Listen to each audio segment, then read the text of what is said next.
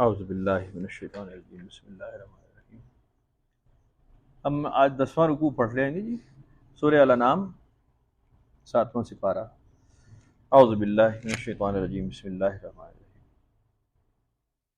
وَتِلْكَ حُجَّتُنَا آتَيْنَاهَا إِبْرَاهِيمَ عَلَى قَوْمِهِ نَرْفَعُ دَرَجَاتٍ مَّن نَّشَاءُ إِنَّ رَبَّكَ حَكِيمٌ عَلِيمٌ۔ اور یہ ہماری دلیل تھی جو ہم نے عطا فرمائی ابراہیم علیہ السلام کو ان کی قوم کے مقابلے میں، ہم بلند کرتے ہیں درجے جن کے چاہتے ہیں، اور اے رسول صلی اللہ علیہ وآلہ وسلم، آپ کا رب بڑا دانا، سب کچھ جاننے والا ہے۔ وَوَهَبْنَا لَهُ إِسْحَاقَ وَيَعْقُوبَ كُلًّا هَدَيْنَا، اور ہم نے عطا فرمائے انہیں اسحاق اور یعقوب علیہ السلام، اور ہر ایک کو ہم نے ہدایت دی۔ وَنُوحًا هَدَيْنَا مِن قَبْلُ وَمِن ذُرِّيَّتِهِ داود وسليمان وأيوب ويوسف وموسى وهارون وكذلك نجزي المحسنين، اور ان سے قبل ہم نے نوح علیہ السلام کو بھی ہدایت دی تھی، اور ان کی اولاد میں سے بھی داؤد علیہ السلام، سلیمان علیہ السلام، ایوب علیہ السلام، یوسف و موسیٰ و ہارون علیہ السلام، ان سب کو راہ راست دکھائی، اور ہم ایسے ہی جزا دیتے ہیں احسان کرنے والوں کو۔ وَزَكَرِيَّا وَيَحْيَا وَعِيسَىٰ وَإِلْيَاسَ كُلٌّ مِّنَ الصَّالِحِينَ، اور زکریہ علیہ السلام کو ہدایت دی، اور یحییٰ اور عیسیٰ اور الیاس علیہ السلام کو ہدایت دی کہ یہ سب صالحین میں سے تھے۔ وَإِسْمَاعِيلَ وَالْيَسَعَ وَيُونُسَ وَلُوطًا وَكُلًّا فَضَّلْنَا عَلَى الْعَالَمِينَ، اور ہدایت دی ہم نے اسماعیل، یسع، یونس اور لوط علیہ السلام کو بھی، اور ہم نے فضیلت دی ان کو سارے جہان والوں پر۔ وَمِنْ آبائِهِمْ، اور ان کے باپ داداؤں میں سے بھی کچھ کو، وَمِنْ وَذُرِّيَّاتِهِمْ وَإِخْوَانِهِمْ، اور ان کی اولادوں میں سے اور ان کے بھائیوں سے۔ وَاجْتَبَيْنَاهُمْ وَهَدَيْنَاهُمْ إِلَىٰ صِرَاطٍ مُسْتَقِيمٍ، ہم نے ان کا انتخاب کیا، پھر ان کو ہدایت دی راہ راست کی جانب۔ ذَلِكَ هُدَى اللَّهِ يَهْدِي بِهِ مَن يَشَاءُ مِنْ عِبَادِهِ، یہ ہدایت ہے اللہ کی جانب سے، وہ رہنمائی فرماتا ہے اس کے ساتھ جس کی چاہتا ہے اپنے بندوں سے۔ وَلَوْ أَشْرَكُوا لَحَبِطَ عَنْهُمْ مَا كَانُوا يَعْمَلُونَ، اور اگر وہ شرک کرتے تو ان سے بھی عمل ضائع ہو جاتا جو وہ عمل کیا کرتے تھے۔ أُولَٰئِكَ الَّذِينَ آتَيْنَاهُمُ الْكِتَابَ وَالْحُكْمَ وَالنُّبُوَّةَ فَإِن يَكْفُرْ بِهَا هَٰؤُلَاءِ فَقَدْ وَكَّلْنَا بِهَا قَوْمًا لَيْسُوا بِهَا كَافِرِينَ، اور یہ وہ لوگ تھے جنہیں عطا کی ہم نے کتاب اور حکمت اور نبوت، تو اگر انکار کریں اس کا یہ جو اب آنے والے ہیں، تو ہم نے مقرر کر دیے ہیں اس کو ایسے ماننے والے جو کفر کرنے والے نہیں اللہ کے حضور۔ اولئک الذین ھدی اللہ فبہداہ مقتدہ قل لا اسألکم علیہ اجرا ان ہوا الا ذکری للعالمین، یہی وہ لوگ ہیں جنہیں ہدایت دی تھی اللہ نے، تو ان کے طریقے کی پیروی کرو۔ آپ فرمائیے اے رسول صلی اللہ علیہ وآلہ وسلم کہ میں اس پر کوئی اجرت تم سے نہیں مانگتا، کہ یہ تو ذکر ہے، نصیحت ہے سارے جہان والوں کے لیے۔ یہ مختصر سا اور بڑے جامع اور بڑا ہی مکمل سبق ہے، اس میں کسی تفسیر کی کوئی بالکل خاص ضرورت نہیں ہے۔ ہدایت کی بات ہے کہ وہ من جانب اللہ ہوتی ہے۔ انبیاء علیہ السلام، رسولوں، پیغمبروں کا ذکر اللہ تعالیٰ نے بڑی فصاحت وضاحت سے فرما دیا ہے کہ ہم نے ان کو ہدایت عطا فرمائی، اور یہ تمام برگزیدہ تھے، ان کو چن لیا ہم نے اور ان کو ہدایت عطا فرمائی۔ اور رسالت امام صلی اللہ علیہ وسلم کو بھی ارشاد فرمایا جا رہا ہے کہ آپ بھی انہی کی پیروی کریں کہ یہ سارے ہدایت کے راستے کے لوگ تھے۔ اگر ان میں سے بھی کوئی نافرمان ہوتا تو اس کا نتیجہ نافرمانوں والا ہی کرتے، لیکن یہ نافرمان تھے نہیں، یہ ہمارے بڑے پیارے اور برگزیدہ ہیں، اس لیے ہم نے ان پہ احسان ایسے فرمایا جیسے احسان ہم فرماتے ہیں۔ وَكَذَلِكَ نَجْزِي الْمُحْسِنِينَ، کہ ہم اسی طرح ہدایت کی طرف رہنمائی دے دیتے ہیں جو ہمارے محسنین ہیں، جو ہمارے پیارے ہیں، ان کو ہدایت کے راستے پہ ڈال دیتے ہیں۔ تو بڑا جامع اور بالکل سیدھا سادہ ایگزیکٹ ٹو دا پوائنٹ ایک سبق ہے۔ رسالت امام صلی اللہ علیہ وسلم سے مخاطبت قرآن شریف میں اسی طرح ہے۔ جب کاف کا سیغہ آ جاتا ہے نا، انک لمن المرسلین، انا بے شک، کاف کی اضافت جو ہے کاف زبر کا، وہ مخاطب کا سیغہ، جیسے آمنے سامنے ڈائلاگ جب ہوتا ہے، تو اسی طرح سے قرآن شریف بھرا پڑا ہے اسی طرح سے کہ قل کہہ دیجئے، اور جب مخاطب کیا جاتا ہے انا ارسلناک شاہداً و مبشراً و نذیرا، ہے جی کہ ہم نے آپ کو ارسال کیا ہے اے رسول صلی اللہ علیہ وسلم شاہد بنا کر، مبشر بنا کر، نذیر بنا کر۔ تو یہ قرآن شریف کا طرز بیان ہے، رسالت امام صلی اللہ علیہ وسلم اس کے مخاطب ہیں، کیونکہ آپ پر ہی کتاب نازل ہوئی ہے۔ کل کائنات میں اور کوئی اس چیز کا دعوے دار ہو نہیں سکتا کہ قرآن شریف رسالت امام صلی اللہ علیہ وسلم کے علاوہ کسی پہ نازل ہوا یا اس کو زیادہ سمجھ آ گئی۔ ابھی جیسے محفل سے پہلے ہم بات کر رہے تھے نا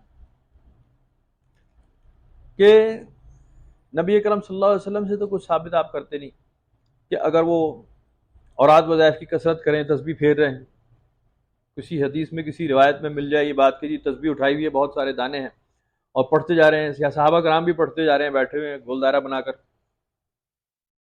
ایسی کوئی روایت بالکل کوئی ہرگز نہیں ملتی آپ کو۔ اور آیت وظائف اور چلہ کشیاں یہ بعد میں آنے والوں نے کی ہیں، بعد میں آنے والوں نے۔ نبی اکرم صلی اللہ علیہ وسلم نے بڑی جامعیت کے ساتھ اور قرآن شریف نے بڑے کمال کے ساتھ بڑے مضبوط انداز میں بڑی وضاحت کر دی ہے کہ تمہارے اعمال جو ہیں وہ دوسرے نمبر پہ ہیں، نیت پہلے نمبر پر ہے۔ کس سوچ سے کر رہے ہو، تمہارے اندر کیا چل رہا ہے، جیسے ابھی ہم پڑھ رہے ہیں ذالک ھدی اللہ یہدی بہ من یشاء من عبادہ ولو اشرکوا لحبط عنہم ما كانوا یعملون۔ یہ ہے ہدایت جو اللہ تعالیٰ کی جانب سے انسان کے اوپر القاء ہو جاتی ہے، ہدایت۔ ورنہ اگر ہدایت نازل نہ ہو تو اعمال تو سارے ضائع ہو جائیں، ہیں لحبط عنہم ما كانوا یعملون، تمہارے عمل تو سارے ضائع۔ اگر ہدایت ہی پیچھے شامل نہیں ہے تو عمل گنتی نہیں ہوتی۔ آپ داڑیاں رکھ لیں، آپ پگڑ باندھ لیں، آپ نیلی پیلی لال گلابی کر لیں، آپ نعرے مار لیں، آپ حج عمرہ کرنے چلے جائیں، آپ نمازوں میں جھکے رہیں، آپ سجدے سے سر نہ اٹھائیں، پیچھے اس کے اگر ہدایت کار فرمایا، نیک نیتی کار فرمایا تو سارا قبول ہے، ورنہ سارا شرک ہے، سارا نافرمانی ہے، سب ناقابل یقین ہے، ناقابل قبول ہے، کوئی چیز نہیں مانی جائے گی۔ تو بنیادی چیز ہے ہدایت اللہ کی جانب سے۔ رسالت میں آپ صلی اللہ علیہ وسلم کو بھی یہی فرمایا ہے، یہی بات، یہی کی شان ہے کہ اسی راستے کی پیروی کریں کہ پہلی چیز ہے ہدایت، سر تسلیم خم کرنا، علم، فضل، سمجھ بوجھ، فصاحت، بلاغت، لیاقت یہ ہمارے کسی کام کی نہیں ہے، یہ ہم نے سننا نہیں تم سے، ہم جانتے ہیں کہ کون فصاحت بلاغت میں تیز ہے اور کس کو علم دے دیا ہم نے، کس کو نہیں دیا، وہ ہم مدارج رکھ چکے ہیں، پہلے ہی ہمارے علم میں ہے۔ ہمیں چاہیے سادہ لوگ، سیدھے دل کے لوگ، ایمان والے، جو ہدایت کے راستے کو سمجھیں اور اس پہ چل پڑیں۔ باقی اعمال تو ہم ٹھیک کر دیں گے خود ہی، باقی معاملہ تو ہم ٹھیک کر دیں گے۔ پہلی تو چیز ہے کہ اللہ کے حضور پیش ہونا ہے، جب پیش ہو گیا تو باقی کام رہبر کا ہے، ہادی برحق کا ہے، اللہ تعالیٰ کا، یعنی وہ خود چلاتا ہے اپنے راستے پہ خود بالکل ٹھیک طریقے سے۔ آپ قرآن شریف میں کئی بار پچھلے سبقوں میں بھی بڑی وضاحت کے ساتھ یہ پڑھ چکے ہیں کہ ہم نے ہر چیز کو بڑے اندازے سے بنایا، ہدایت عطا فرمائی، ہدایت نازل فرمائی، اور ہر لہجہ، ہر لمحہ، ہر عقدہ، ہر مخلوق سے متعلق، ہر تخلیق، ہر تخریب، قیامت کب آئے گی، تمام معاملات ہم لکھ چکے ہیں لوح محفوظ کے اندر، تمام پہلے سے ہم نے لکھ رکھا ہے کہ کس لمحے کیا کام ہوگا۔ ایون شیطان جانتا تھا اس بات کو قرآن شریف کے حساب سے۔ آپ جب پڑھتے ہیں شیطان کا اور اللہ تعالیٰ کا مکالمہ پڑھتے ہیں کہ جی فرشتوں کو اللہ تعالیٰ نے حکم دیا تمام قوموں کے، تمام مخلوقات کے سرداروں کو، ہے وہ للملائکتی جو ہے نا، اس کے اندر ملائکہ سے مراد ہے سردار، قوموں کے سردار، جس میں جنات بھی شامل تھے، تو فرشتے بھی شامل تھے، اور بے حساب مخلوق جو اللہ تعالیٰ کی ہو۔ سب نے آدم کو سجدہ کیا، شیطان نے سجدہ نہیں کیا، اس نے کہا کہ جی یہ برتر ہوں میں اس سے، اور وہ ایک ڈائلاگ ہے۔ اللہ تعالیٰ نے فرمایا کہ تو رجیم ہے اور تو نافرمان ہو گیا، لیکن شیطان کا اگلا جملہ اس میں آپ پڑھتے ہیں کہ اس نے کہا کہ پھر مجھے مہلت دے اس دن تک جس دن سارے لوگوں کو موت کے بعد حشر کے دن اٹھایا جائے گا، حشر کے دن اٹھایا جائے گا۔ اس وقت تک کوئی مخلوق نہیں، انسان کا روئے زمین پہ پہلا آدم کا پتلے کی بات ہو رہی ہے، لیکن شیطان کو یہ پتہ تھا کہ یہ اعمال ہوں گے، لاکھوں سال چلے گی یہ انسانیت، ان کی نسلیں ہوں گی، ان میں رسول آئیں گے، پیغمبر آئیں گے، فرما بردار آئیں گے، نافرمان آئیں گے، جنت دوزخ ہوگی، یہ پوری تفصیل. اور پھر حشر قائم ہوگا، اور پھر حساب ہوگا، اور قیامت برپا کر دی جائے گی. تو اس قیامت تک شیطان نے کہا کہ جی مجھے جس دن اٹھائے جائیں گے لوگ، دوبارہ مخلوقات کو اٹھایا جائے گا، حساب لیا جائے گا، اس دن تک مجھے مہلت دے کہ میں نافرمانوں کو بہکاؤں. جو تیرے فرما بردار ہیں وہ تو میرے قابو میں آئیں گے نہیں. یہ وہ تمام مضبوط دلیلیں قرآن شریف کی براہ راست آیات ہیں، جس سے بالکل پتہ لگتا ہے کہ اللہ تعالیٰ کے تمام حکمت، تمام سکیم پہلے سے تیار ہے بڑی مضبوط انداز میں. اس سکیم کا مین کیریکٹر، اس حکمت کا، اس کارگزاری کا مین کیریکٹر انسان ہے. مین ہیرو سمجھ لو کہ لیڈنگ کیریکٹر یہ ہے. اور اس لیڈنگ کیریکٹر کی مین پرسنالٹی رسالت مآب صلی اللہ علیہ وسلم ہے، جن پہ تمام وہ ہدایت نازل ہوگی جو پہلے کسی پہ نازل نہیں ہوئی. ہدایت تمام ہوگی رسالت مآب. الیوم اکملت لکم دینکم ہوگا. باقی انبیاء علیہ الصلوۃ والسلام، رسولوں، پیغمبروں کا آپ پڑھیں تو اس میں تکمیل کا ذکر نہیں آتا کہ یہ تکمیل کر دیا، ہم نے دین مکمل کر دیا، کہ اب یہ رائج ہے، رحمت للعالمین آپ ہیں، تمام جہانوں کے لیے ہم نے فضیلت دی ہے، ہم نے فضلنا علی العالمین، ان کو فضیلت دی. آج ہی پڑھا نا آپ نے، وَكُلًّا فَضَّلْنَا عَلَى الْعَالَمِينَ، ہم نے فضیلت دی انہیں تمام. لیکن رحمت للعالمین رسالت مآب صلی اللہ علیہ وسلم کو مبعوث کیا گیا. یہ اسکیم کب سے تھی؟ ازل سے. ابھی آدم کا پتلا نہیں بنا تھا، یہ پہلے سے، یہ قرآن شریف کے حساب سے ہے. تو رسالت امام صلی اللہ علیہ وسلم کی فضیلت اول آخر ہے، اول آخر. اس میں کوئی دوسری رائے نہیں ہونی چاہیے. آپ کو بعثت، آپ کی بعثت ہونے میں بھی لاکھوں سال باقی ہیں، غالباً کروڑوں سال باقی ہیں. آدم کا پتلا پتہ نہیں کب بنایا، کتنے لاکھوں کروڑوں سال یہ جنت میں رہے ہوں گے. یہ تھوڑی ہے کہ جی پیدا ہوئے اور جا کے پھل کھا لیا اور نافرمان ہو گئے اور آگے، یہ ایک دو دن میں تھوڑی ہو رہا ہے. وہ تو بڑے طویل مسافتیں اور طویل معاملات ہیں جو قرآن شریف ظاہر کرتا ہے کہ یہ بڑے طویل عرصہ رہے ہیں. اور پھر انہوں نے خواہش ظاہر کی کہ جی میرا جوڑی دار ہو. پھر حوا علیہ السلام کو ان سے بنایا گیا. وَخَلَقَ مِنْهَا زَوْجَهَا، کہ انہی سے ہم نے پھر ان کی زوج بنائی، اسی بنی نوع، اسی نسل سے بنائی، یا تو انسان کی نسل سے منہا زوجہا، یا پھر انہی کے اندر سے، آدم علیہ السلام کے اندر سے. دونوں سوال، دونوں مطلب نکلتے ہیں اس کے. تو یہ اس میں ہزاروں لاکھوں سال، کروڑوں سال ہو سکتے ہیں محیط ہو. ٹائم سپیس تو اللہ کا حضور کوئی معنی نہیں رکھتی نا. اب معاملہ ایسے ہے، اول سے یعنی اللہ تعالیٰ کی حکمت کے شروع سے، آغاز سے، ابتدائے آفرینش سے جب معلومات موجود ہے، اور تمام ہیڈ آف دی ڈپارٹمنٹ جسے کہتے ہیں آپ، سردار الانبیاء، سید الانبیاء رسالت مآب صلی اللہ علیہ وسلم کو پہلے سے ڈیسائیڈ کر دیا گیا کہ یہ وہ ہیں جن پہ دین مکمل کیا جائے گا. ہدایت اس نہج پہ پہنچ جائے گی، اس ڈگر پہ چلی جائے گی. کتاب وہ نازل کی جائے گی جس میں تمام ہدایت کھول کھول کر بیان کر دی جائے، جو کہ افریقہ میں بھی چلے گی، آسٹریلیا میں بھی چلے گی، زمین پہ بھی چلے گی، آسمان میں بھی چلے گی، چاند پہ چلے گی، پہاڑوں پہ چلے گی، زمین کے اندر، سمندروں کی گہرائی میں. تمام تر مخلوق کے لیے وہ مسودہ حیات ہم بھیجنے والے ہیں ایک وقت پر. اب وہ وقت آئے گا، ابھی وہ وقت آیا ہی نہیں، لاکھوں کروڑ سال پہلے ڈیسائر ہو رہا ہے کہ وہ ایک ٹائم ایسا آ جائے گا کہ ہم ایک ہدایت نامہ بھیجیں گے، اور اس ہدایت نامے کو سکھانے والا بھیجیں گے. بنیادی طور پہ صرف ہدایت نامہ کافی نہیں ہے. جب تک اس کی تعلیم نہ دی جائے، تزکیہ نہ کر دیا جائے مومنین کا، تو قرآن شریف کہہ رہا ہے هو الذی بعث فی الامیین رسولا منہم یتلو علیہم آیاتہ ویزکیہم ویعلمہم الکتاب والحکمہ. کہ صرف کتاب کا نازل ہو جانا کافی نہیں کہ جی آپ کہیں کتاب میرے پاس ہے، قرآن شریف میرے پاس ہے، میں پڑھ لوں گا اپنے کمرے میں ڈرائنگ روم میں بیٹھ کے پڑھ لوں. امکان نہیں ہے اس بات کا. ہدایت کا سرچشمہ جسے ازل سے محبوس کر دیا گیا نا، ازل سے، جب ابتدائے آفرینش ہے، جب کائنات بنی نہیں ہے، اور رسالت مآب صلی اللہ علیہ وسلم کے متعلق یہ فیصلہ ہو چکا ہے کہ ان کو ہم نے اس دور میں، اس علاقے میں مبعوث کر دینا ہے، یہ زبان بولتے ہوں گے تمام نشانیوں کے ساتھ، اور ان پہ یہ کتاب نازل ہو جائے گی. یہ وہ تمام پری پلانڈ معاملات ہیں جس سے یہ بالکل اٹل ثابت ہو جاتا ہے، بالکل اٹل، دوسری کوئی رائے نہیں کہ رسالت امام صلی اللہ علیہ وسلم کو تمام انسانوں کے اوپر، کیا تمام انبیاء، رسولوں، پیغمبروں پہ بھی فضیلت دی گئی ہے. قرآن شریف کی فضیلت بھی ثابت ہے. آئندہ آنے والی جو نسلیں ہیں، اور بڑی تیزی سے جو اس وقت نسلیں ہماری موجود ہیں، نوجوانوں کی، بچیاں بچے، بڑی تیزی کے ساتھ انٹرنیٹ ہے، ریلز ہیں، بڑی تیزی کے ساتھ ڈسکشنز ہو رہی ہیں، بہت زیادہ نوجوانوں کی بہت ہو رہی ہے، نیٹ بھرا پڑا ہے نا، تو اس کے اندر اور بڑے بڑے علماء اس میں انوالو ہو چکے ہیں، یعنی غامدی جیسا عالم فاضل آدمی بھی اس بات کا شکار ہے کہ رسالت مآب صلی اللہ علیہ وسلم بس رسولوں کی طرح، وما محمد الا رسول قد خلت من قبل الرسول قرآن شریف میں آ گیا کہ جیسے پہلے رسول گزرے ہیں ویسی رسالت مآب صلی اللہ علیہ وسلم بھی ایک رسول ہے. یعنی بڑے بڑے علماء جو ہیں نا اس نقطے پہ پھنس گئے ہیں.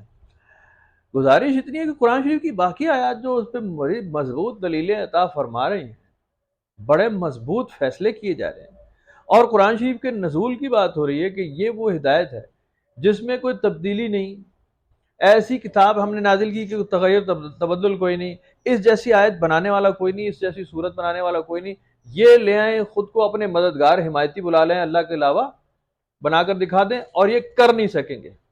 اگر یہ قرآن کے مقابل کوئی آیت بنانا بھی چاہیں، لگ جائیں، مل جائیں، اکٹھے ہو جائیں، تب بھی ایک آیت بھی نہیں بنا سکتے. تو فضیلت ہی بتائی جا رہی ہے قرآن شریف کی فضیلت ہے، اور کیا بتایا جا رہا ہے کہ یہ ایک منفرد کتاب ہے، اس میں کوئی تغیر و تبدل نہیں ہے. میں آپ کو مزے کی بات سناتا ہوں، ابھی پرانی ہے اور بڑے عرصے سے یہ سوال گردش کر رہا ہے، کئی سال سے، یعنی ارلی 90s سے، یہ یا ارلی 80s سے آپ سمجھ لیں کہ ہندوؤں میں بھی ظاہر ہے قرآن اسٹڈی کرنے والے بہت لوگ ہیں، تو ان کے اندر بہت سارے لوگ پیدا ہوئے جنہوں نے ایک اعتراض کیا قرآن شریف پہ کہ قرآن شریف کو مسلمانوں نے بالکل ہاتھ نہیں لگانے دیا کہ اس میں کوئی امینڈمنٹ آلٹریشن ہوتی، وقت کے ساتھ ساتھ اس میں تبدیلیاں لائی جاتی جیسے ویدوں میں آئی ہیں. ویدوں میں آتی جا رہی ہیں نا، ویدے لکھے جاتے ہیں ابھی بھی، قرآن ان کے یعنی مصحفے لکھے جا رہے ہیں، ان کے پنڈت لکھتے رہتے ہیں، اس میں تغیر و تبدل آتا رہتا ہے، ہسٹری پیچھے لے کر اپنے آتے ہیں اور آئندہ آنے والے معاملات اسے پریڈکٹ کر کے لکھتے رہتے ہیں، نئے مصحفات بناتے ہیں. تو وہ کہتے ہیں کہ اس لیے ہندوازم زندہ رہے گا کیونکہ اس میں جدت آ رہی ہے، بیٹھے ہوئے لوگ اور کنٹینیوسلی اس میں کام ہو رہا ہے. قرآن شریف کو ایک جگہ مضبوط روک کے بند کر دیا گیا کہ جی اس میں نہ کمی نہ بیشی، نہ آگے نہ پیچھے، نہ تغیر نہ تبدل، زیر زبر بھی تبدیل نہیں ہوگی، کوئی حرف آگے پیچھے نہیں ہلا سکتا، کسی کی ضرورت ہمت نہیں. مسلمان اس پہ بڑا مضبوط ہے کہ اس میں کوئی تغیر، اور اسی لیے پورا اس کو حفظ کر لیتے ہیں کہ جی کوئی چینج بھی تو لاکھوں کروڑوں حافظ کھڑے ہو جائیں گے کہ جی ہے ہی نہیں قرآن شریف میں، غلط ہے، فوراً وہ آبسلیٹ ہو جائے گا. تو کہتے ہیں جی اس لحاظ سے قرآن شریف جو ہے وہ پرانی کتاب ہو گئی ہے، اولڈ ایڈیشن. گزارش یہ ہے کہ اولڈ اور نیو ایڈیشن ہوتا ہی نہیں ہے. بات ہوتی ہے ہدایت کی، ہدایت ہوتی ہے ازلی، اس میں تبدیلی ہوتی نہیں، تغیر تبدل کی ضرورت نہیں ہوتی. آپ نے کھانی روٹی ہے، پیدا ہونا ہے، مر جانا ہے، سانس لینی ہے، اس میں کیا تغیر تبدل کریں گے، کوئی نئی چینج کیا لے کر آئیں گے؟ آپ خوراک کے بجائے کچھ اور کھانا شروع کر دیں گے، آپ ہوائیں انہیل نہیں کریں گے، آپ موت پہ قابو پا لیں گے، آپ زندگی پہ قابو پا لیں گے، آپ کیا کریں گے؟ پیدائش پہ کر لیں گے، چلو کر لیا، پھر کیا ہوا؟ یعنی اب جیسے لگے ہوئے ہیں سائنسدان اور ریسرچرز کہ جی ہم موت پہ قابو پا لیں گے، ایک وقت ضرور ایسا آ جائے گا کہ موت کا علاج ہو جائے گا، جسم بالکل جوان رہے گا، آپ کا بوڑھا نہیں ہوگا، ڈیکمپوز نہیں ہوگا، وہ ایسا کر لیں. تو کر لیں گے تو کیا کھٹ لیں گے، کیا ہو جائے گا؟ ازلی زندہ رہ کے آدمی کیا کر لے گا، کہاں پہنچ جائے گا؟ کیا کر لیتے ہیں ہم 40 50 60 سال 70 سال 80 سال میکسیمم زندگیاں گزار کے، کیا کر لیتے ہیں؟ پیچھے کیا کر لیا ہے جو آگے رہ کے 1000 سال 500 سال 200 سال زندہ رہ کے ہم گھٹ لیں گے؟ کچھ کیا کر لیں گے؟ یہی کرتے رہیں گے، یہی کرتے رہیں گے. پہلے کسی لحاظ کے نہیں، کسی اختیار کے نہیں، چھوٹے ہیں، کم سن ہیں، اسکول کالج یہ وہ دائیں بائیں تعلیم، پھر کہیں نوکری میں، پیشے میں، کاروبار میں لگ گئے، اور پھر جناب علی شادیوں اور بچوں میں لگ گئے، اور پھر بچوں پہ توجہ دینی شروع ہوئی، اور پھر جسم میں سے جان کم ہوتی گئی، کم ہوتی گئی، کمزور، دوائی دوائی دوائی کمزور، پھر واپس پیمپرز پہ آ کے ہینڈی کیپ، واپس بے اختیارے ہو گئے جیسے پہلے بے اختیارے تھے کسی کے ہاتھ میں بچپن میں. اینڈ پہ آپ 60 70 سال کے بعد، 80 سال کے بعد آپ دوسروں کے ہاتھ میں ہیں، کیا کر لیں گے زندہ رہ کے؟ کیوں کرنا ہے؟ پھر آپ کہیں جی میں 300 500 1000 سال اور اسی طرح اسی حالت میں زندہ رہنا ہے، یا چلو آپ صحت کا پیغام کہ آپ صحت مند ہو کے زندہ ہیں، بالکل جوان جہان زندہ ہے، کیا کر لیں گے؟ آپ کیا کرنا چاہتے ہیں؟ قرآن شریف میں نوح علیہ السلام کی حیات کا ذکر ہے، 950 سال، 950 سال. آپ نے تبلیغ کی، آخر ہینڈز اپ کر دیے کہ نہیں کچھ رزلٹ نہیں آ رہا. قرآن شریف کہہ رہا ہے نا اس بات کو، رزلٹ نہیں ہے جی، فائدہ کوئی نہیں ہے، ان کے اندر اور میرے درمیان فرق پیدا کرتے ہیں، نافرمان فرما بردار الگ الگ کرتے، کوئی رزلٹ نہیں، ماننے والے مان ہی نہیں رہے، تو کوئی فائدہ نہیں. 950 سال زندگی گزار لینا یا 63 سال زندگی گزار لینا، معاملہ ادھر ہی رہتا ہے. رسالت امام صلی اللہ علیہ وسلم کی وصال کا جب آپ اعلان نبوت فرماتے ہیں، منافقوں کی بڑی تعداد، مشرکین کی بڑی تعداد، نافرمانوں کی بڑی تعداد ہمیشہ رہتی ہے، ہمیشہ رہتی ہے. مسلمان ہو جاتے ہیں لوگ لیکن منافقت نہیں چھوڑتے. آپ کے وصال تک کرائسس ختم نہیں ہوتے، وصال کے بعد کرائسس ختم نہیں ہوتے. فرما بدار الگ ہے، نیکوکار الگ ہے. سود کی حرمت قرآن شریف میں آ گئی، بیان ہو گئی، رسالت میں آپ خود بتا رہے ہیں، صحابہ کرام فالو کر رہے ہیں. نہیں کرنے والے ہیں تو وہ نہیں کر رہے، کھا رہے ہیں سود. شراب کی حرمت، شراب کی نجاست قرآن شریف میں بیان ہو گئی، شراب پینے والے اس دور میں موجود ہیں، پیے چلے جا رہے ہیں. لغویات میں پڑے ہوئے ہیں، جہاز سے پیچھے ہٹے ہوئے ہیں. بھائی بے شمار علتیں قلتیں جو قرآن شریف براہ راست کہہ رہا ہے کہ یہ کام کرو، وہ کچھ ایک گروہ تو کر رہا ہے اور دوسرا گروہ بالکل نہیں کر رہا ہے. اب یہ ہزاروں سال پہلے کا ذکر ہے قرآن شریف میں سورہ البقرہ کا، گائے ذبح کرنے کا، کہ یہ گائے کو خدا مانتے تھے کہ جی یہ ہمیں بس دے گی، اچھا برا سارا اس کے ہاتھ میں ہے.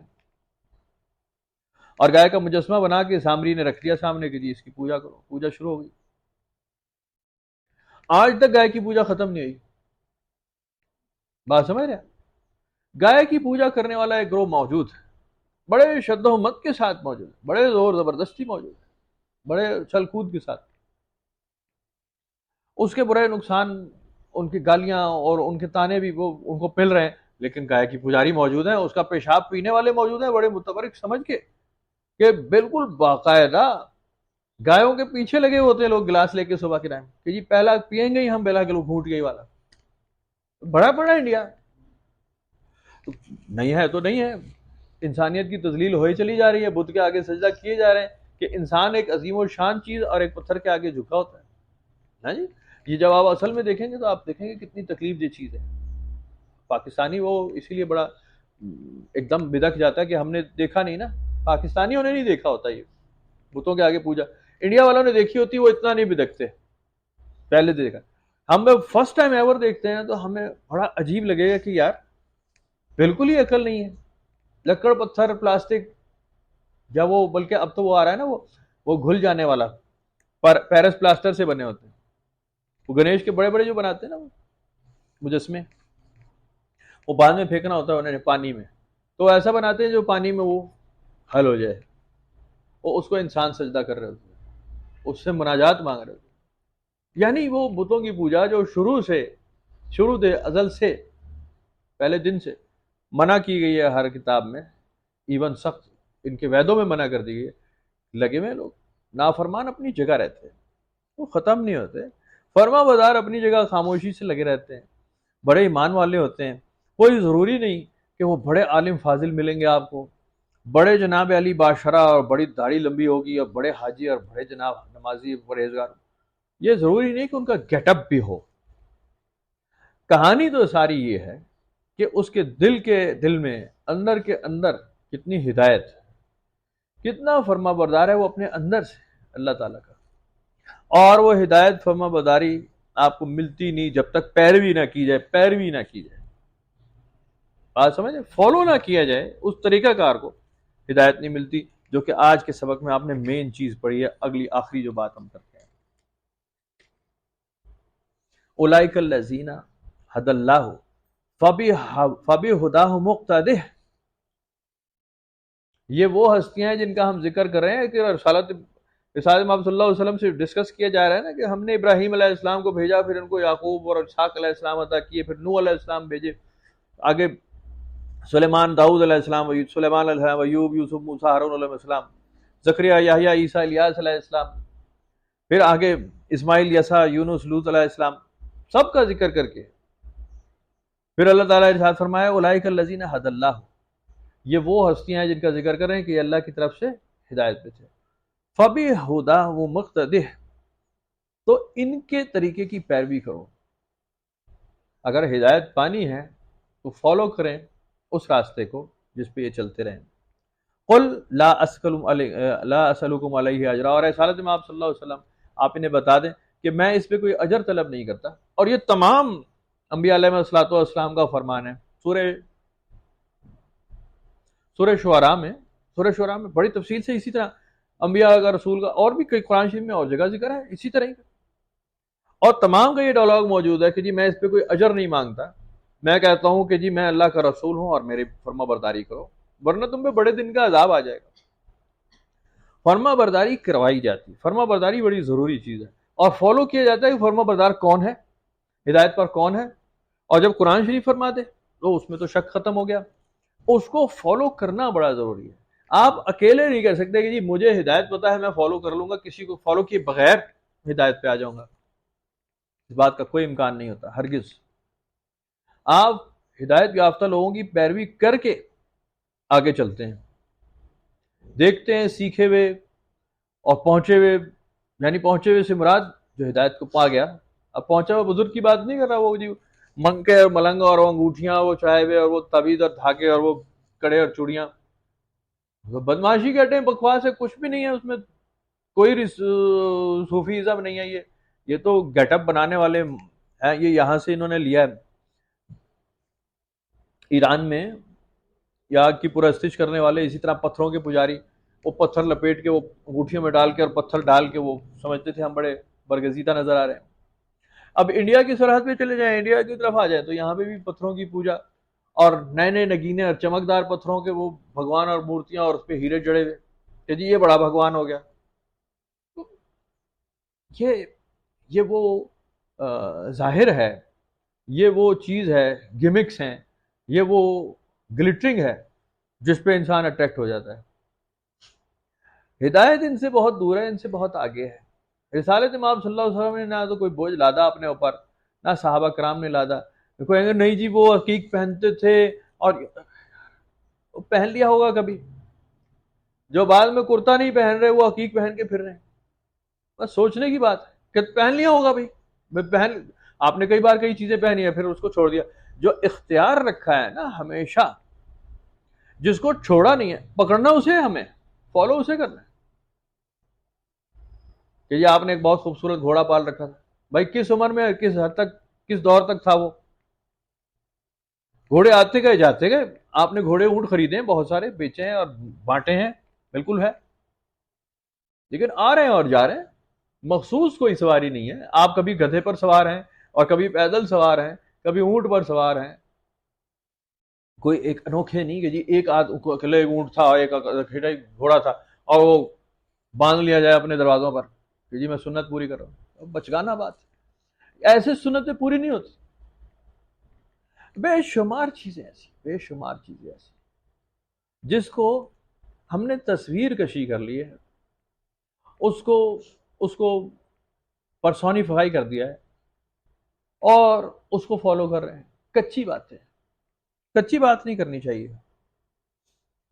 اعمال بعد میں قابل قبول ہوں گے، پہلے آپ کا اندر صاف ہوگا، اس ہدایت کے راستے کو فالو کریں گے جس پر ابراہیم علیہ السلام تھے اور تمام انبیاء علیہ السلام تھے، جس کا رسالت امام صلی اللہ علیہ وسلم کو کہا گیا کہ آپ انہی کو فالو کریں، یہ تمام ہدایت والے لوگ تھے۔ اگر یہ ہدایت والے نہ ہوتے تو ان کے اعمال بھی ہم ضائع کر دیتے، کوئی بات ہی نہیں تھی، ہمیں کون سی، لیکن یہ کنفرم ہدایت والے تھے، ہم نے انہیں ہدایت دی تھی، ہم نے ان پہ انعام کیا تھا جیسے ہم محسنین کو دیتے ہیں۔ آپ بھی انہی کی ہدایت پہ، ہدایت یافتہ لوگوں کے راستے پر چل کر ہدایت کو پائیں گے، ہدایت پہ چلیں گے، ہدایت کو لے کر چلائیں گے، اور یہی طریقہ کار رسالت امام صلی اللہ علیہ وسلم کا آگے رائج ہے۔ آپ نے جو فرما دیا وہ ہدایت ہے، آپ نے جو کام کر کے دکھا دیا وہ ہدایت ہے، جس سے آپ نے منع فرما دیا وہ بات ختم ہو گئی۔ اب قیامت تک اس میں رد و بدل کوئی نہیں ہے، نیا حرام نہیں آئے گا، نیا حلال نہیں آئے گا، کوئی تبدیلی نہیں آئے گی، حرام میں حلال مکس نہیں کیا جا سکتا، حلال میں حرام مکس نہیں کیا جا سکتا۔ قرآن شریف اس کو بڑا سخت منع کر رہا ہے اب مکسنگ کیا ہے؟ جن چیزوں میں شک پیدا ہو جائے، جو چیزیں کنفرم نہ ہو کہ کنفرم حلال ہے، اس کے اختیار کر لیں۔ اب کوئی چیز دو رنگی ہو گئی، حرام حلال پتہ نہیں چل رہا، آپ اسے چھوڑ دیں گے، آپ اس کا فائدہ نہیں لیں گے کہ جی حلال بھی ہو سکتا ہے، خیر ہے آن دیو، جی نہیں، محتاط طریقہ یہ کریں گے کہ آپ اسے چھوڑ دیں گے۔ یعنی میں آپ کو اس کی بڑی واضح مثال دے رہا ہوں صحیح حدیث سے حساب سے، جیسے شراب کی حرمت آ گئی، اور صحابہ کرام میں، اہل عرب میں شراب بنانے کا رواج تھا، یعنی اس حکم کے آنے سے پہلے شراب بنائی جاتی تھی، استعمال کی جاتی تھی، گھروں کے اندر برتن لٹکے ہوتے تھے، بات ہی کوئی نہیں تھی۔ جب شراب کی حرمت آئی ہے تو ان برتنوں تک کو توڑ دیا گیا کہ یہ برتن گھر میں لٹکا ہوا دیکھ کر کوئی یہ نہ سمجھے کہ ابھی تک یہ ایڈکشن کا شکار ہے۔ شراب کشید کرنے کے کچھ مخصوص برتن ہوتے ہیں، کچھ گھڑے ہوتے ہیں، اور دیکھیں ہو شاید آپ نے گاؤں گراؤں میں، اب تو بہت ہو رہی ہے، اس سے کشید کی جاتی ہے، بنائی جاتی ہے، اور اس کے مخصوص برتن سراہی دار کچھ ایسے کو، تاکہ اس میں سے اس کے وہ ارکیات ضائع نہ ہو زیادہ، جیسے آج دیکھتے ہیں اب باری منہ والی بوتلیں، پتلے منہ والی، وہ اس طرح کی تمام بوتلیں تک، ایسے برتن، ایسے گھڑے بھی ضائع کر دیے گئے کہ یہ نہ ہو کہ دیکھنے والا سمجھے یہاں شراب بنائی جا رہی ہے، استعمال کی جاتی ہے۔ بات سمجھ رہے ہیں؟ محتاط اندازے آپ رسالت امام صلی اللہ علیہ وسلم نے پسند فرمایا نبیذ کو۔ نبیذ ایک مشروب تیار ہوتا ہے رسالت امام صلی اللہ علیہ وسلم کے لیے، کبھی کھجور کو چلتی جاتے، کبھی کوئی اور پھل آتا چھوٹا موٹا، کبھی تو امہات المومنین کا طریقہ تھا کہ اس کو بھگو کر رکھ دیا، اور 4 پہر، صبح بھگویا تو رات کو استعمال، رات بھگویا تو صبح استعمال کر لیں۔ اس کے بعد اگر 4 پہر سے اوپر ہو جائے، 5واں پہر چڑھ گیا، تو رسالت امام صلی اللہ علیہ وسلم نے فرمایا اسے بہا دو، کیونکہ اس میں امکان ہے خمر پیدا ہو جائے گا، یہ احتیاط سے باہر ہو جائے گا۔ بات سمجھ رہے آپ؟ یعنی 12 گھنٹے آج کل کے، چلو آپ آسان الفاظ میں لے، 12 گھنٹے اس کو بھگو دیا جائے، لیکن 12 گھنٹے سے اوپر اگر چلا گیا تو پھر اس کو استعمال نہ کیجیے، پھر اسے بہا دیا جائے، کہ اس میں اس کے بعد خمر پیدا ہونے کا خطرہ ہے، امکان ہے۔ اب 12.5 گھنٹے ہو گئے، 13 گھنٹے ہو گئے، تو آپ کیا کہیں گے؟ نہیں اپنی اتنی دیر نہیں ہوئی، نہیں جی ہو گئی، ختم، بات ہو گئی، کیونکہ رسالت امام صلی اللہ علیہ وسلم کا حکم آ گیا۔ محتاط اندازہ، جس چیز میں یہ شک پیدا ہو جائے کہ یہ اللہ کے حکم کے خلاف جا سکتا ہے، یہ لے جا سکتا ہے، بہک سکتا ہوں، بھٹک سکتا ہوں، اس راستے سے ہٹ جانا ہوگا، یہ ہدایت ہے۔ محتاط، پہلے ہی ہٹ جاؤ پیچھے۔ جیسے صحابہ کرام صلی اللہ علیہ وسلم کا بات کا طریقہ آپ پڑھتے ہیں، یہ بالکل بیک زبان صحابہ کرام کا ایک ہی طریقہ کار رہا ہے کہ جب چیزوں کی حرمت آنا شروع ہوئی کہ یہ چیز حلال ہے، یہ چیز حرام ہے، اور قانون سخت ہونے شروع ہوئے، تو کئی جائز اور حلال چیزوں کو بھی ہم نے محتاط ہو کے کم استعمال کرنا شروع کر دیا۔ میسر خوراک، میسر مشروب، جو وافر مشروب میسر تھا، استعمال کیا جا سکتا، اس کا استعمال بھی کم کر دیا، کہ یہ نہ ہو کہ ہمیں یہ کثرت استعمال کی عادت جو ہے آگے نافرمانی کے راستے پہ لے جائے۔ کیا پتہ اس فلانی چیز کی حرمت کسی وقت نازل ہو جائے اور ہم اس کے عادی ہو چکے ہوں، اور بعد میں حرمت آ جائے، چھوڑنا مشکل ہو جائے۔ بات سمجھ رہے ہیں آپ؟ ہر چیز میں قناعت آ گئی، اسے کہتے ہیں قناعت۔ پیچھے ہٹ جاؤ، پیچھے ہٹ جاؤ، مناسب استعمال کرو، استعمال ضرور کرو، حلال اور جائز چیزوں کو استعمال ضرور کرنا چاہیے، اس کو اپنے اوپر حرام قرار نہیں دیا جاتا۔ یہ وہ محتاط رویے ہیں جس سے ایمان ترویج پکڑتا ہے، جس سے دھیان لگا رہتا ہے اللہ تعالیٰ کی طرف، رجوع کی طرف دھیان رہتا ہے، اور جب رجوع کی طرف دھیان ہو، لنک بنا لیں تو ہدایت نازل ہوتی ہے، پھر آسان راستے آسان کیے جاتے ہیں، ورنہ مشکل راستے آسان کیے جاتے ہیں۔ یعنی قرآن شریف میں جیسے پھر ہم اس کو ایک ایسی چڑھائی چڑھائیں گے جو بڑی سخت ہے، نافرمان کا ذکر ہے نا قرآن شریف میں، جب آئے گا تو پوری تفصیل پڑھیں گے۔ میں ویسے ہی ایک ریفرنس مجھے یاد آیا تھا کہ نافرمانوں کے لیے اللہ تعالیٰ نے بھی فرمایا کہ اب ہم اسے ایک مشکل چڑھائی چڑھانے والے ہیں، کہ ہمارا نافرمان ہے اور یہ سمجھے گا میں عروج پر پہنچ رہا ہوں، بلندی، کامیابی پر، اور ہم اسے ایک مشکل چڑھائی چڑھا رہے ہوں گے جس کا کوئی ثمر نہیں، کوئی پھل نہیں، کوئی رزلٹ نہیں۔ تو ہدایت بڑی باکمال چیز ہے، اور نسبتاً یعنی تقابل کریں تو بڑی آسان ہے کہ آپ نے اس میں کرنا ہی کچھ نہیں ہے، بس ہدایت آج بھی، یعنی آپ نے اللہ کے حضور سارا ہی چھوڑ دینا ہے، سرنڈر، تو آپ کے اوپر ہدایت نازل ہوگی، آپ سیدھے راستے کے لوگ ہوں گے، محتاط رویہ ہوگا، حلال چیزوں اور جائز چیزوں میں بھی، حرام کو تو تصور بھی نہیں کریں گے، تصور بھی نہیں کریں گے، کہ جس میں شائبہ آ جائے کہ یہ نافرمانی کا کام ہے یا قرآن شریف کو اشارہ دے رہا ہے اس کے خلاف، بس اس کو ادھر ہی چھوڑ دیں، دور سے ہی چھوڑ دیں، یہی تو دین ہے، یہی تو ایمان ہے، ورنہ تتر بٹیرا ہے کہ نہیں جی اللہ تعالیٰ معاف کرنے والا ہے، تو بالکل معاف کرنے والا نہیں ہے، بالکل ایسی بات نہیں، قرآن شریف بھرا پڑا ہے کہ میں تواب الرحیم ہوں، لیکن ان کے لیے جو توبہ کرتے ہیں، جو میرے راستے پہ آتے ہیں، جو نہیں آتے ان کے لیے بالکل اولئک اصحاب النار ہم فیہا خالدون ہے، نہیں راستے کو چھوڑے گا برائی کے، وہ ان کی توبہ ہی قبول نہیں ہے، وہ جو 5ویں سپارے میں ہم نے پڑھ لیا کہ مہلت ہے ایک، توبہ قبول کرنے کا ایک لمحہ ہے، اس وقت تک آپ کر لیں، اگر آپ گناہ ہی اس بیس پہ کرتے ہیں کہ میں دوبارہ غلطی کروں گا پھر توبہ کر لوں گا، تو آپ توبہ کر ہی نہیں رہے، توبہ قابل قبول کیا، بالکل قابل سماعت ہی نہیں ہے، قرآن شریف کا فیصلہ ہے، اللہ تعالیٰ نے اس چیز کو بالکل رد کر دیا کہ میں ایسے لوگوں کی تو وہ توبہ ہی نہیں سنتا نہ قبول کرتا، تو ان چیزوں کو چھوڑنا ہوگا یکسر، جب آپ پورا کلیتاً چھوڑ دیتے ہیں تو پھر ہدایت نازل ہوتی ہے، ورنہ کچھ بھی نہیں ہوتا۔ تو ہدایت کے والے جو لوگ ہیں جن کا قرآن شریف بڑے تفصیل سے نام لے کر ذکر کرتا ہے کہ یہ ہدایت والے تھے اور انہیں فالو کیے جائے ہیں، فَبِهُدَاهُ مُقْتَدِهْ، کہ ان کی اقتداء کی جائے، ان کی پیروی کی جائے، تو بس یہ بالکل ایک کلیہ ایسا بڑا عالیشان ہے کہ یہ آسان راستہ ہے۔ ٹرینڈ لوگ ہوں نا، ٹرینڈ لوگوں کے ساتھ اگر آپ بیٹھیں اس دور میں بھی، اس معاشرے میں ٹرینڈ لوگوں کے ساتھ، تو آپ نئی تربیت بڑے آسانی سے حاصل کر لیں گے، الا یہ کہ آپ نئے تجربات میں پڑ جائیں، خود سے ایکسپیریمنٹ کریں، خود ایکسپیرینس کریں نئے، آپ پتہ نہیں کیا رزلٹ نکالیں گے۔ اب بجلی ایجاد ہو گئی نا، بلب آ گیا بازار میں، 200 300 400 500 کا بلب آ رہا ہے، آپ کہیں نہیں جی میں مٹیریل لاؤں اور نیا بلب ایجاد کر لوں، انتہائی گھامڑ آدمی ہے، آپ کی تو زندگی نکل جائے گی بلب بناتے بناتے، وہ اس کوالٹی کا بلب نہیں آئے گا اور لاکھوں روپے ضائع ہو جائے گا، زندگی ضائع ہو جائے گی۔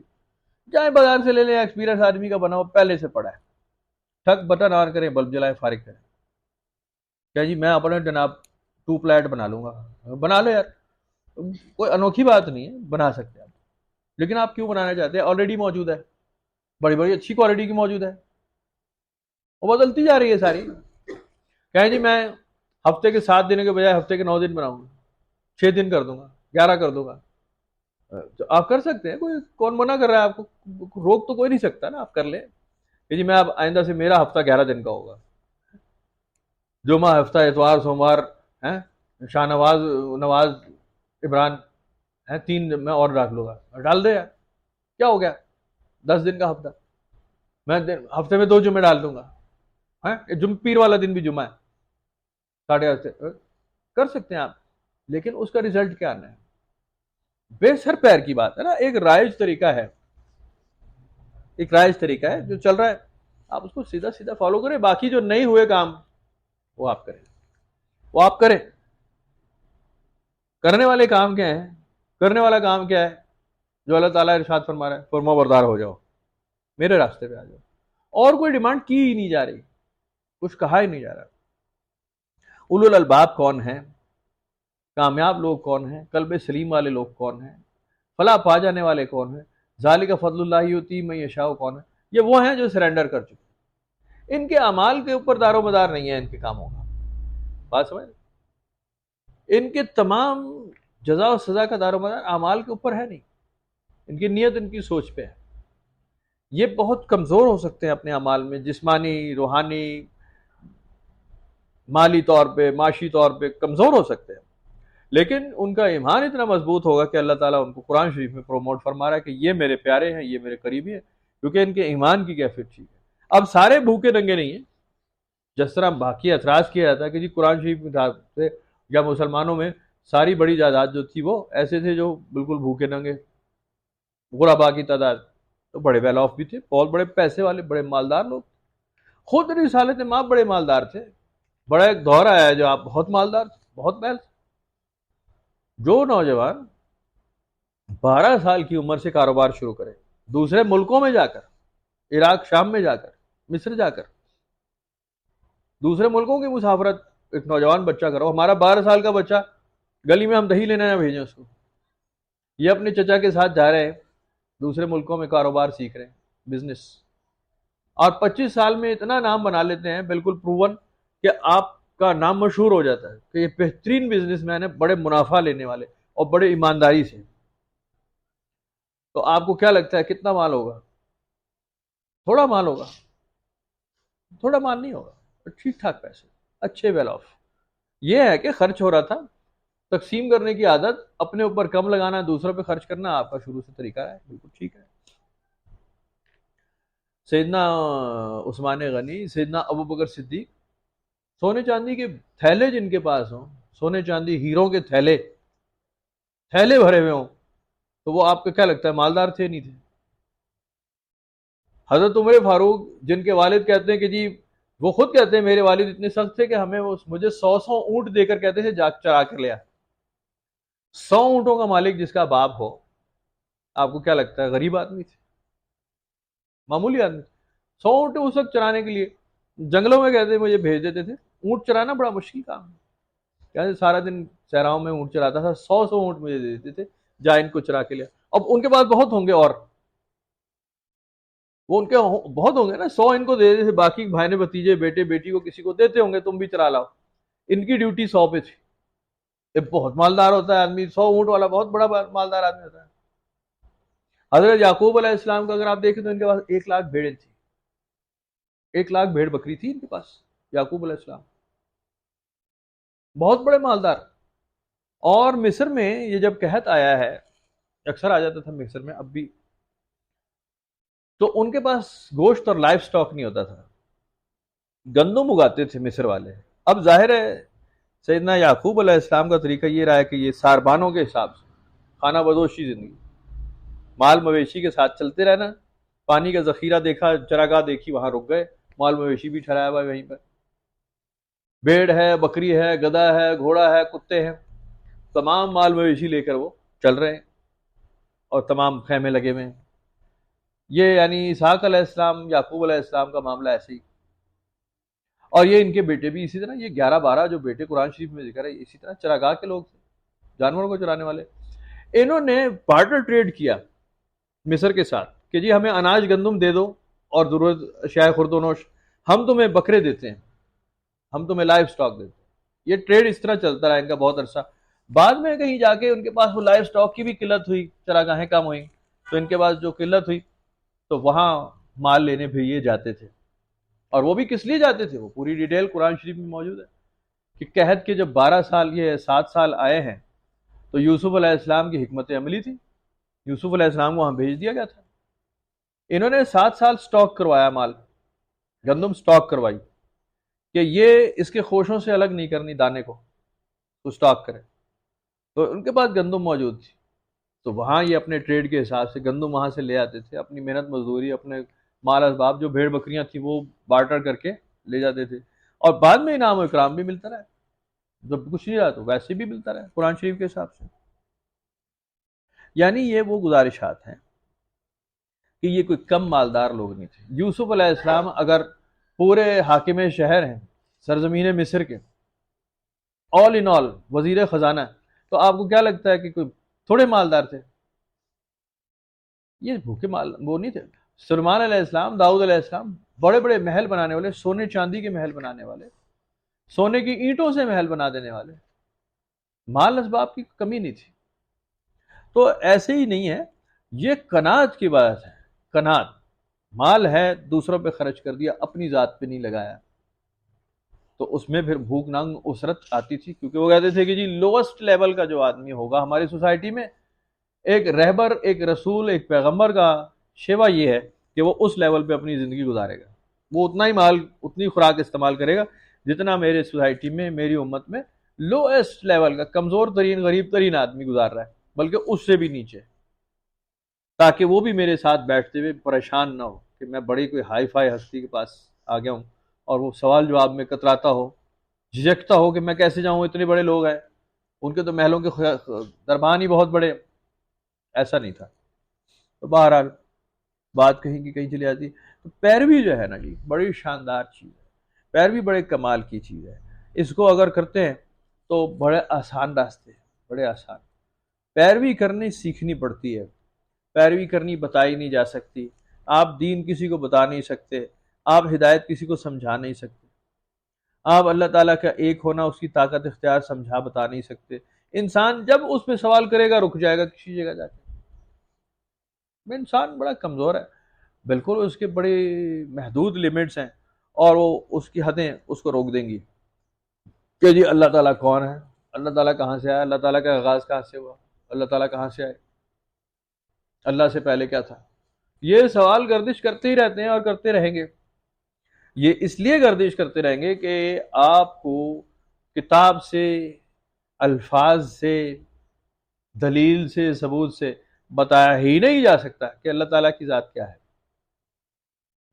آپ ہمیشہ کیلکولیٹ کریں گے، 2 اور 2 4، 2 اور 2 4، 2 اور 2 4 کریں گے، حساب کتاب کریں گے. حساب کتاب کیا آپ بشری جبلت میں پھنس گئے، بشری علت میں پھنس گئے. ہماری سوچ سے بہت آگے کی بات ہے اس کوسموس کا معاملہ. میں کل پرسوں بھی بچوں کو پڑھا رہا تھا، تقریباً 1.25 گھنٹے ہمارا لیکچر ہوا اسکول میں، اور وہ اسی بات پہ تھا کہ کائنات کتنی بڑی ہے. اور کائنات یا یہ جو آپ یونیورس سنا آپ نے لفظ یونیورس غلط لفظ ہے. سائنس پروف کر چکی ہے یونیورس کوئی نہیں ہے، یہ ملٹی ورس ہے. یونیورس کا مطلب ہوتا ہے ایک کائنات، یہ یونیورس ہی نہیں ہے. یہ بالکل آج تک انسانیت ایک غلط ٹرم استعمال کرتی رہی ہے، یونیورس. یہ یونیورس نہیں ہے، یہ ملٹی ورس ہے، کائناتیں ہیں، عالمین. قرآن شریف میں ہے عالمین. اس کی اسٹڈی ہی ناممکن ہے.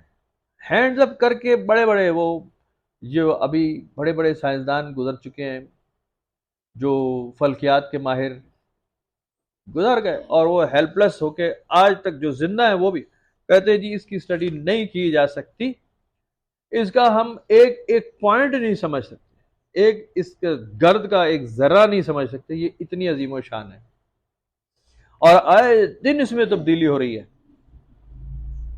آئے دن اتنا تبدیل ہوتا جا رہا ہے، اتنا بدلتا جا رہا ہے. ابھی ٹائم ہوتا تو میں آپ کو یہ ایام الاسبوع بتاتا، ہفتے کے دنوں کے نام. ہفتے کے کتنے دن ہوتے ہیں؟ 7 دن. جمعہ، ہفتہ، اتوار، سوموار، منگل، بدھ، جمعرات. میں ابھی آپ کو اس کی ہسٹری بتاؤں گا، آپ پریشان ہو جائیں گے. سارا کا سارا غلط ہے اور بڑا مضحکہ خیز ہے. یہ تو ایکسپلور ہو رہی ہے بات، ابھی کھلے گی تو ہنسیں گی یہ آئندہ آنے والی دنیا کہ یہ کیلنڈر تھا، یہ دن تھے، یہ تاریخیں، یہ سال منائے ہوئے تھے. ایسے ہیں ہی نہیں. یعنی یہ 7 پلانٹ پہلے پروف تھے کہ جی سورج ہے، چاند ہے، اور یونیس، نیپچون، اور وہ اس میں جوپیٹر، یعنی 7 ایکسپلور ہوئے تھے اس وقت تک. تو اس کے نام سے انہوں نے ہفتے کے 7 دن رکھ لیے. اب جا کے مزے کی بات یہ ہے، کمال کی بات، کہ اپنا گنا ہی نہیں ارتھ، جس پہ خود کھڑے تھے. ہے کمال کی بات ہے. یعنی انسان کی عقل سمجھے آپ، اس کی گنتی ہے ہی نہیں، اس کے نام سے کوئی دن ہی نہیں ہے 8واں. یہ 7 جو تھے، اور اس میں سورج اور چاند ڈالا ہوا تھا جو کہ نظام شمسی کا براہ راست حصہ ہی نہیں ہے. چاند پلانٹ ہی نہیں ہے. بات سمجھ رہے ہیں آپ؟ ہاں، یہ بہت سارے کمال ہیں. یہ منڈے جو ہے نا، یہ مون ڈے ہی ہے. سنڈے سورج سے، ٹیوزڈے وہ ٹیو ہے کہ ان کا وہ ہے دیوتا، اس کے نام پہ ٹیوزڈے. تو اس طرح بہت سارے. انسان ایسا بے وقوف ہے، اور اس کے اوپر صدیاں گزر گئیں، ہزاریاں گزر گئیں، سینچریز کیا، کئی ہزار سال گزر گئے، ہفتے کے 7 دن ہی ہے. اب قرآن شریف بھی اس کو سیکنڈ کرتا ہے، قرآن شریف کے خلاف بات نہیں کرتا، اس لیے کہ رائج ہے. میں نے پہلے عرض کی نا کہ آپ ایک بلب بنا ہوا ہے، آپ نیا بلب بنانے میں ساری زندگی گزارا کرنا چاہتے ہیں، کیا فائدہ ہے؟ اس کو ڈسکس کرے کہ جی ایک ہفتے کے 7 دن ہی نہیں ہے، بیوقوفوں کو دو. قرآن شریف میں آگے بلکہ کہ گنتی کی تعداد ہے ہی 12، مہینے ہوتے ہی 12 ہیں سال میں، ہیں وہ 365 ہی ہیں، تو مہینے 12 ہی بنتے ہیں. ماہ سورج کا وہ جو چکر ہے زمین کا سورج کے گرد وہ 365 دن ہے، وہ پورا ہے، ٹھیک ہے. چاند 29 اور 30 میں غروب نکلتا ہے، طلوع ہوتا ہے، غائب ہوتا ہے، بالکل ٹھیک ہے. اس لیے ہمارے گنتی کی تعداد ماہ کی اور سال کی وہی ہے. ہفتے کے ایام ہم نے وہاں سے لیے، جس میں اپنی زمین گنتی ہی کوئی نہیں کی، جو کہ پلانٹ ارتھ جو ہے وہ اس نظام شمسی کا باقاعدہ حصہ ہے. بالکل ویسے ہی جو ہم نے پرانی کہانی پڑھی تھی کہ یہ کوئی 7 آدمی تھے اور سارے ہی سیانے بیانے تھے، بہت عقل فہم والے، اور کسی سفر پہ چلے گئے قافلہ بنا کر، اور پانی میں سے گزرنا تھا. انہوں نے کہا بھائی پانی گہرا ہے، ذرا ایک دوسرے کا ہاتھ پکڑ لو. ایک دوسرے کا ہاتھ پکڑ کے پانی میں اتر گئے، اور جب دوسرے کنارے پہنچے تو انہوں نے کہا بھائی گنتی کر لو، کوئی رہ نہ گیا ہو. اب میں ایک سیانہ جو تھا اس نے کہا میں گنتا ہوں، 1 2 3 4 5 6، تو وہ 7واں ڈوب گیا. 7 تھے ہم، 7واں ڈوب گیا. کہتا نہیں وہ بکتا ہے. تو دوسرے نے کہا میں گنتا ہوں، اس نے بھی کہا 1 2 3 4 5 6. کہتا وہ یار واقعی یہ تو 6 ہے. سب نے گن لیے 6 گنے، اپنے آپ کو گن نہیں رہا. وہ بات سمجھ رہے ہیں؟ اتنا بے وقوف. اب وہاں سے ایک اور عام دیہاتی سا آ گیا اور اس نے دیکھ لیا کہ یہ کیا جھگڑا ہو رہا ہے. اس نے کہا بھائی اگر گنتی پوری کر دوں تو کیا انعام؟ اس نے کہا بھائی ہم کو آپ ایک درہم دیں گے آپ کو، ہماری گنتی پوری کرا دو.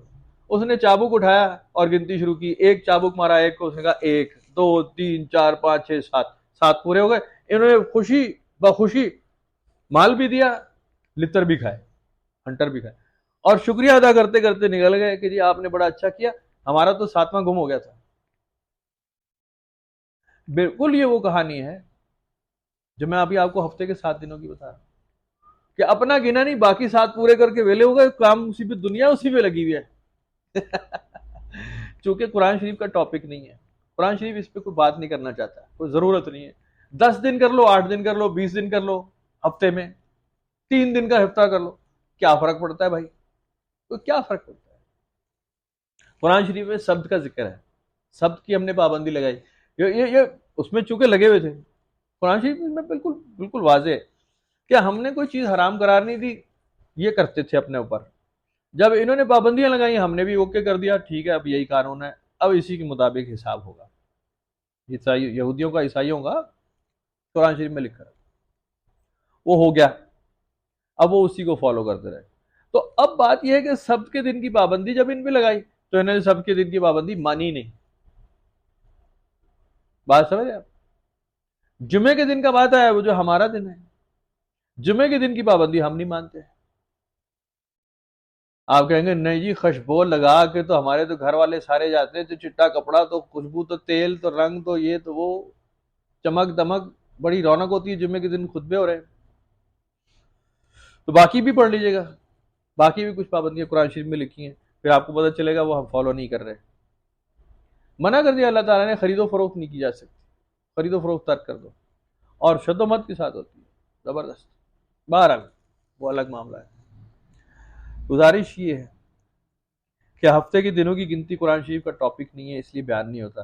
ویسے میں نے آپ کو بتا دیا ہے کہ یہ ایک ایسا کسی کی چول ہے، چند جوہلا کے ہاتھ میں آیا ہوگا کام، اور عالم فاضل بن گئے اور انہوں نے گنتی پوری کر کے دے دی. ہفتے میں 7 دن، آج تک 7 ہی چل رہے ہیں. تو پہلا جمعہ کا کس نے گنا ہوگا؟ پہلا ہفتہ، فرسٹ ایور، یہ کہاں سے آیا ہوگا؟ کسی نے چول ماری ہوگی گن کے، پہلا کیلنڈر جو بنایا ہوگا. انہیں ماہ و سال تو پتہ چل گئے تھے، تو انہوں نے یہ 7 کی کیٹیگری اس لیے بنائی کہ اس میں کوئی کاموں کی ڈسٹریبیوشن، کہ اتنے دن کام ہوں گے، 6 دن کام، 7ویں دن چھٹی، 6 دن کام، 7ویں دن چھٹی. وہ اس طرح کرنے کے چکر میں انہوں نے وہ 28-30 دن بنا لیے. بہرحال اس طرح کے بہت سے بوگس کام ہیں جو بنی نوع انسان میں ہوئے ہوئے، اور آپ اس کو اٹھا کے پڑھیں گے. آپ اب اگلی جو نسلیں آئیں گی، آ ہی نہیں ہیں، وہ ہم پہ کسی بات پہ ہنسا کریں گے، ہم پہ زیادہ باتوں پہ ہم پہ رویا کریں گے کہ کیا برباد کر کے گیا ہے، پچھلی نسلیں کیا تباہی لگا کے گئی ہیں. اتنا جائے کہ جیسے ابھی میں رو رہا تھا نا، پانی دبا کر رہے ہیں لوگ اور درخت کاٹ رہے ہیں، اس کی سنجیدگی پتہ ہی نہیں ہے کہ کتنا خطرناک کام ہے. موبائل کے چکر میں بڑے سگنل مافیا اور یہ امپائر بلڈنگز کھڑی ہو رہی ہیں اور اسٹیل سٹرکچر. ابھی انسان کو اس بات کی شرم محسوس ہی نہیں ہو رہی کہ ہم کیا تباہی نیکسٹ جنریشن کے لیے لگا رہے ہیں. آئندہ آنے والی نسلیں اس بات پہ ہم پہ روئیں گی، اور جب ہمارے عقیدے اٹھائیں گے تو ہم پہ نہ ہنسیں گے نہ روئیں گے. ان کی نئی نسل کی گالیاں ہوں گی جو وہ ہماری شان میں بکا کریں گے کہ ان کے عقیدے دیکھو. جیسے ابھی میں آپ کو ایک مذہب کی بات ابھی سنا دی نا پرانی نسلوں کی، کہ ہفتے کے 7 دن ایسی گنتی ہوئی ہے جس میں انہوں نے سورج کو بھی ایک ستارہ مانا ہے، چاند کو بھی ایک ستارہ. یہ چاند کو ستارہ مانتے تھے پہلے، یہ چمکتا ہے رات کو، اور یہ ایک ہی سائز کے ہوتے ہیں. ہاں جی، یہ بھی مانتے تھے کہ سورج بہت چھوٹا ہے، زمین بہت بڑی ہے، اتنا سا سورج ہے وہ دیکھو سامنے.